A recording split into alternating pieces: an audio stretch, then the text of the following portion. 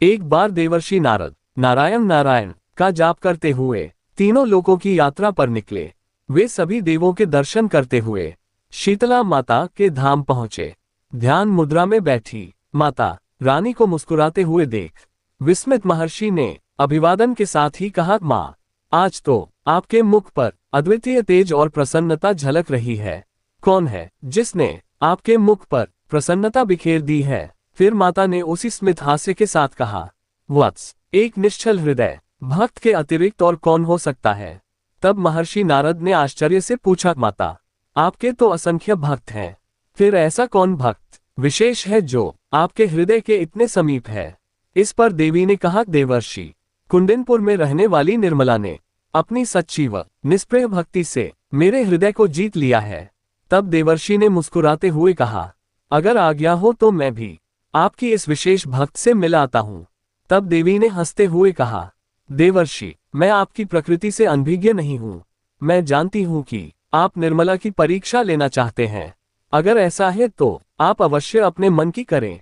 भक्त निर्मला की प्रशंसा सुनकर और माता से आज्ञा लेकर महर्षि नारद ने बड़ी ही उत्सुकता के साथ पृथ्वीलोक की ओर प्रस्थान किया। कुंडिनपुर पहुंचकर वे निर्मला के द्वार पहुंचे और वहां उन्होंने निर्मला को उसकी जेठानी सोनाक्षी के साथ शीतला माता की पूजा अर्चना में रत देखा। निर्मला का रूप उसके नाम के अनुरूप ही निर्मल था और उससे भक्ति का तेज साफ नजर आता था। निर्मला का जन्म एक अत्यंत धनी परिवार में हुआ था, किंतु दैवयोग से उसका विवाह बहुत ही साधारण परिवार में हुआ। उसने इसे भाग्य का लेख समझकर सहर्ष स्वीकार कर लिया और अपने गुणों से शीघ्र ही ससुराल में भी सभी का मन जीत लिया।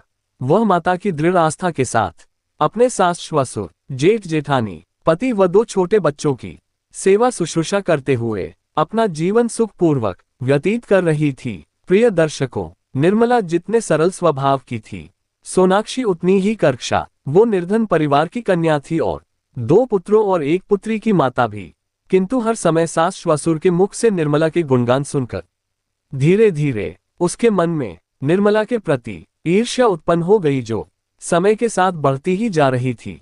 उधर देवर्षि नारद ने सोचा कि निर्मला की भक्ति की परीक्षा कैसे ली जाए। फिर उन्हें लगा कि सुख में तो सभी भक्ति करते हैं, किंतु उनकी भक्ति की असली परीक्षा दुख में ही होती है। इसके बाद उन्होंने अपनी लीला रची और निर्मला के घर में चेचक की महामारी ने प्रवेश किया। सभी नगर के लोग हैरान परेशान थे। नगर भर को छोड़ चेचक ने उनके घर में ही कैसे प्रवेश किया, और फिर इसके बाद बीमारी का प्रभाव बढ़ा और निर्मला के बच्चे भी रोगग्रस्त हो गए। नगर के श्रेष्ठतम वैद्य ने भी अपने हाथ खड़े कर दिए थे। वो बेचारी रोग के समक्ष असहाय पड़ गई। उधर दूसरी ओर सोनाक्षी के बच्चे स्वस्थ थे। उस पर भी वो मन ही मन माता रानी से प्रार्थना कर रही थी कि हे माँ, इसके दोनों बच्चों को उठा लो, मैं तुम्हें धोती चढ़ाऊंगी। संयोग से जब सोनाक्षी ये संकल्प कर रही थी, तभी निर्मला ने ये सुन लिया।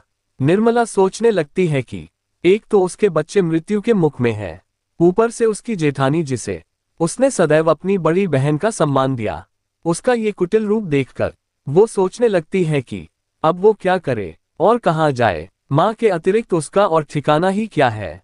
आंखों में आंसू लिए वह शीतला माता के पैरों में गिर पड़ी और बच्चों के स्वास्थ्य लाभ हेतु विनती करने लगी। देवर्षि नारद को ये पल बहुत भा रहा था। वो प्रतीक्षा कर रहे थे कि कब विपत्ति का वेग निर्मला की सहन शक्ति को पार करे और कब वो यानी निर्मला अपने भक्ति पथ से भटके।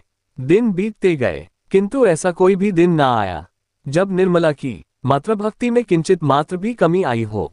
अब इसके बाद देवर्षि नारद ने परीक्षा कठिन करने की ठानी और फिर निर्मला के तीनों बच्चों का ताप बढ़ने लगा।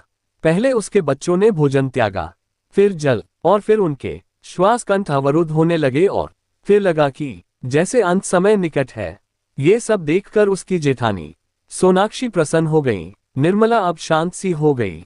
उसके सास ससुर और यहाँ तक कि उसके पति ने भी आशा छोड़ दी थी, किंतु जिसकी भक्ति ने स्वयं माता को झंझोर दिया हो, वो कैसे आशा छोड़ती। बच्चों के पीछे निर्मला ने भी अन्न जल त्यागा और वह माता की मूर्ति के समक्ष पहुंची।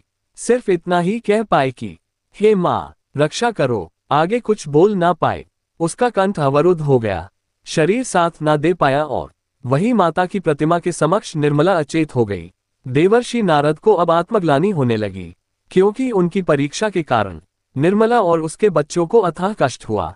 इस अगाध कष्ट में भी निर्मला ने माता का ही आश्रय लिया। प्रिय दर्शकों, इससे बड़ी भक्ति का और क्या प्रमाण हो सकता था।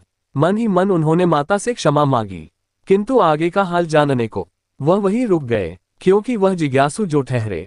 उधर निर्मला को स्वप्न में माता ने दर्शन दिए। लगा जैसे वो निर्मला के मस्तक को सहला रही हो और कह रही हो, उठ पुत्री, तेरी तपस्या पूर्ण हुई, तेरी संतानों को मेरा अभय है। फिर सुबह हुई। अब निर्मला का हृदय अनन्य आशा से भरा हुआ था। उसने शांत हृदय से माता रानी की अगाध श्रद्धा व विश्वास के साथ पूजा अर्चना की। बच्चों को चंदन का लेप लगाया। प्रतिदिन की ही भांति सास ससुर व समस्त परिवार की सेवा में संलग्न हो गई। सभी हैरान थे कि आज इसे हुआ क्या है। चेहरे पर जरा भी भय नहीं है। उन्हें क्या पता था कि जिसे माता का अभय प्राप्त हो उसे किस बात की चिंता, किस बात का भय। अनन्य भक्ति और सेवा भाव के परिणाम स्वरूप उसके दोनों बच्चे शीघ्र ही स्वस्थ हो गए। उसकी भक्ति का गुणगान पहले परिवार करता था, अब पूरा नगर करने लगा। और सोनाक्षी को घोर आश्चर्य और ईर्ष्या हुई। उसने सोचा, उसने भी तो सच्चे मन से उसके बच्चों का बुरा चाहा था, फिर माता ने निर्मला की ही क्यों सुनी। और वह अब भी सोच रही थी कि वह विनाशकाल था। बुद्धि विपरीत हुई। मुख से माता के लिए दुर्वचन निकल गया। अब शुभ कैसे होता। और तभी गांव का एक व्यक्ति दौड़ता हुआ आया।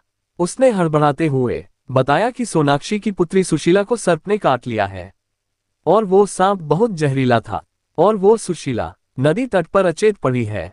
उसके दोनों भाई बैठे रो रहे हैं। इतना सुनते ही सोनाक्षी अचेत हो गई और वहीं बैठ गई। इसके बाद निर्मला ने उसे संभालते हुए कहा, दीदी, माता रानी पर विश्वास रखिए, वो हमारे साथ इतना बड़ा अन्याय नहीं करेगी। निर्मला की बातों ने उसको अंदर तक झकझोर दिया। वह पश्चाताप करते हुए उसके पैरों पर गिर पड़ी और गिड़गिड़ाते हुए बोली, बहन, अन्याय मैंने तुम्हारे साथ किया है। मैंने सदा चाहा कि तुम्हारे बच्चे ठीक ना हो और तुम और माता को भी दुर्वचन कहे। उसी का ये परिणाम हुआ है कि मेरी बच्ची मृत्यु के मुख में है। फिर उसकी जेठानी कहती है कि निर्मला, तुम माता की प्रिय भक्त हो, मुझे क्षमा कर दो, मैंने जो पाप किया है उसके बाद माता कभी मेरी नहीं सुनेगी, किंतु तुम्हारी प्रार्थना वो माता नहीं ठुकरा सकती। मेरी सहायता करो मेरी बहन। जिस प्रकार तुमने अपने बच्चों को मृत्यु के मुख से निकाला है, मेरी बच्ची पर भी कृपा करो। मेरे कर्मों का फल वो क्यों भुगते। मेरी बच्ची के प्राण बचा लो। बहन, निर्मला ने पूर्ण विश्वास से कहा, विलाप ना करो दीदी, सुशीला क्या मेरी बच्ची नहीं है। माता को उसके प्राण लौटने ही होंगे, अन्यथा मुझे मेरे बच्चों का प्राणदान भी नहीं चाहिए। देवर्षि नारद आश्चर्यचकित रह गए और वो कहते हैं कि ऐसी भक्ति, ऐसा विश्वास, ऐसे भक्त पर कोई विपत्ति कैसे आ सकती है। उन्होंने अंततः सभी को दर्शन दिए और बताया कि कैसे वे माता की आज्ञा से निर्मला की परीक्षा ले रहे थे। उन्होंने निर्मला की भक्ति को नमन किया और उसे उपहार स्वरूप सुशीला को प्राणदान दिया। इतने पर भी उनका जी नहीं भरा। उन्होंने निर्मला से वरदान मांगने को कहा। निर्मला ने शीतला माता की अनन्य भक्ति ही वरदान स्वरूप मांगी। फिर इसके बाद देवर्षि नारद कहते हैं, वह पुत्री जो तेरे पास पहले से है उसी को वरदान में मांग लिया। सत्य है, तू ही माता की अनन्य भक्त है। सबों को आशीर्वाद देकर देवर्षि नारद वापस अपने लोक चले जाते हैं और उनके मुख से अनायास ही निकलता है, अनन्य भक्ति से मिलती माता रानी की कृपा अपार आस्था व विश्वास से ही होता जीवन का उद्धार। तो साथियों, ये कहानी आपको कैसी लगी हमें अवश्य कमेंट करके बताएं। अगर यह जानकारी आपको अच्छी लगी हो तो कृपया आप हमारे चैनल को लाइक, सब्सक्राइब और शेयर जरूर करें। धन्यवाद।